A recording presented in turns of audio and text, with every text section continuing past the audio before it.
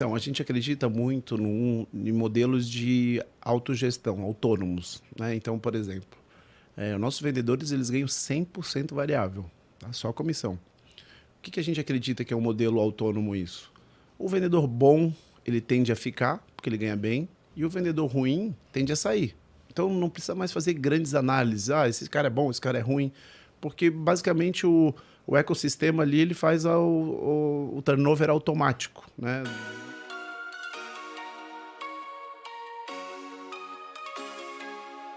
E você está 100% correto sobre a digitalização, né?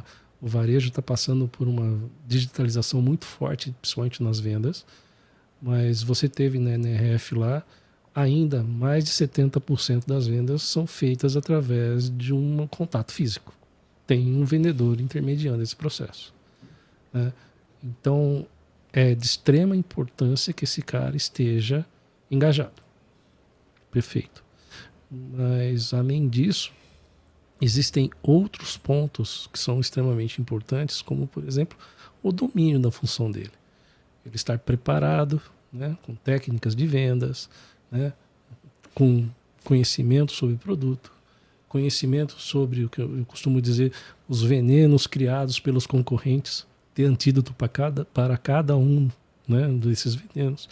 E tudo isso passa pelo processo que a gente chama de domínio, né? Entre engajamento, né, que vem muito a partir de dois pontos que eu digo que o casting trabalha o tempo todo. Um é na autonomia. Nós damos autonomia para esse cara. Tudo bem, a meta tua aqui é vender 100. Mas vender 100 você vai ganhar 1.000. Pô, mas eu quero ganhar 1.500. Quanto que eu tenho que vender? Hoje um vendedor da Nomura tem autonomia de saber quanto que ele tem que bater de venda para ganhar o quanto ele quer, né? E o CAST permite isso, né? E eu garanto que isso também deve acontecer muito, você deve sentir muito isso, né? E quando você está falando, né, novamente, de engajamento, domínio e autonomia são essenciais para isso. E eu queria saber como era isso antes e como se tornou isso agora com o casting para vocês. Então, a gente acredita muito em modelos de autogestão, autônomos, né? Então, por exemplo, os nossos vendedores eles ganham 100% variável, tá? Só comissão. O que a gente acredita que é um modelo autônomo isso? O vendedor bom, ele tende a ficar, porque ele ganha bem, e o vendedor ruim tende a sair. Então, não precisa mais fazer grandes análises. Ah, esse cara é bom, esse cara é ruim, porque basicamente o ecossistema ali ele faz o turnover automático, né, dos que não entregam, porque a gente não paga fixo, não paga benefício praticamente e acaba sendo quem vende bem ganha bem, quem ganha mal acaba saindo. Então esse é o primeiro ponto. Eu costumo dizer que é o bom turnover. Exato, que é aquele que ele gera autônomo, né, sem precisar a gente ter influência. Só que como é que a gente era antes? Como é que a gente funcionava? A gente buscava engajamentos através de, que a gente faz ainda hoje, rituais. Então a gente tem os rituais de engajamento, tem os pontos de partida e tem os coaches semanais.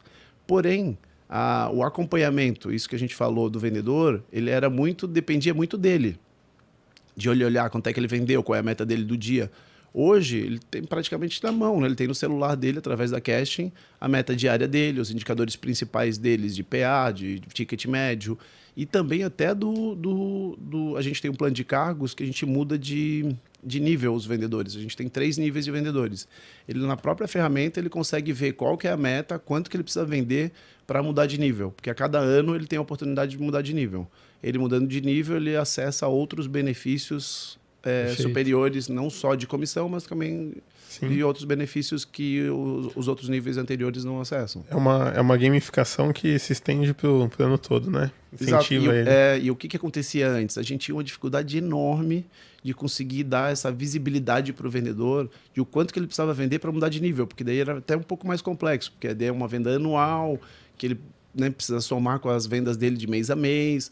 Então, hoje ele fica bem claro. Então, é aquele negócio. Pô, a maratona está rodando, mas ele está sabendo se ele está no tempo que ele quer, no quilômetro que ele consegue visualizar. Antes, ele meio que corria com uma venda. E quando cruzava a linha de chegada, ele, pô, não sei se eu ganhei, não sei se... né? Então, acaba... Fica incógnita, né? Exato. Isso foi muito legal, porque veio de um desafio que a Bruna, que é do seu Recursos Humanos, lançou pra gente, né? Ela falou, eu tenho esse desafio aqui, o que vocês propõem pra gente? E a gente tem no nosso time um rapaz que assim, é game pra tudo. Aí ele falou, cara, nós vamos criar um card disso aqui, e o cara vai ter o card, cada card vai ter lá as principais características do card, e conforme ele vai andando, ele vai mudando de bronze para prata para ouro, né? A hora que a gente apresentou para a Bruna, falou assim, talvez seja esse momento que a Bruna falou assim, ó, fechamos com vocês e vamos tocar assim. Foi muito legal esse momento e veio esse processo de progressão veio de uma ideia de vocês e que a gente desenvolveu especificamente para vocês. Tá? Eu acho que é essa consciência que o varejista tem que ter.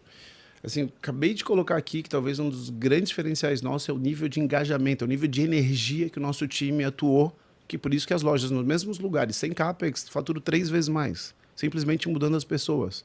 E a gente tem até referências disso dentro do grupo. Às vezes uma loja não está vendendo metade do que a outra em termos de indicadores, só porque estão mudando, as pessoas não estão alinhadas com o negócio, não estão afim, não estão engajadas. Então, assim, eu percebo de uma forma muito clara, assim, o varejo, esse nível de energia, esse nível de engajamento faz vender muito mais. E o que eu consigo perceber, assim, eu acho que todo mundo tem essa percepção. A gente vai num shopping, a gente é sucessivamente mal atendido, né? A gente entra aí, sei lá, em 10 lojas no shopping, a gente vai ser, em várias lojas a gente vai ser mal atendido. Culpa de quem? Culpa de nós, varejistas. Por quê? A comparação sempre que eu falo é o seguinte, nós vamos pegar um avião, tá? E aí o comandante está na porta do avião e fala assim, tô de ressaca, tô com uma preguiça hoje, tô passando mal, não tô bem. Você entra no avião? Você não entra no avião, né? Não, Ou não. pegar um médico cardiologista, né? Você vai operar o coração, o cara fala, puta, hoje eu tô com uma ressaca, tomei um porre ontem. Mas vamos fazer uma ponte safena tranquila. Não, mas nós A vamos mão fazer, tremendo, né? A mão tremendo. E aí o que o varejista faz? Ele vê o vendedor desengajado, sem alinhamento com o negócio, sem preparação e deixa ele lá. Eu vou fazer o quê, né? Ele fala. Ele vai fazer o quê? Porque a mão de obra está difícil. Porque, né? Então o que acontece? Ele mata o paciente. O varejista está matando o paciente, né? Porque o vendedor é o médico. É um tiro no pé, né? É um tiro no pé. Então, aí o NPS é baixo, nem acompanha, a maioria dos varejistas nem sabe o que é NPS, nem acompanha, né, o NPS, que eu vejo assim, o varejista bate no peito. Não, porque a gente tem foco no cliente. Beleza, mas quem é que investe, então, para olhar o NPS, né, para ver o nível de serviço? Só o discurso, né, muitas vezes. Exato. Então, realmente, eu costumo dizer o seguinte, o discurso ele é confrontado quando, principalmente, você tem que botar a mão na carteira. Fazer investimento, porque às vezes sai caro, né? Para você medir o nível de serviço, para você medir a quebra de inventário, você tem que investir, né? Investir em tecnologia, investir em consultorias, enfim. Você tem conversão lá também, né? E a gente implementou conversão para você. Você tem na mão lá, cada 5 minutos, como que está a sua conversão. Então, corporativa e por loja. Né? Esse é um outro assunto super polêmico, né, que eu vejo, porque o indicador mais importante do varejo, seja uma padaria ou uma loja de móveis, é a conversão. Porque o primeiro objetivo de um varejista é vender alguma coisa para o cliente. Depois é o quanto você vai vender para ele, mas o primeiro é você converter. Só que a maioria dos varejistas não tem esse indicador na mão. Então ele não consegue nem trabalhar a conversão dele.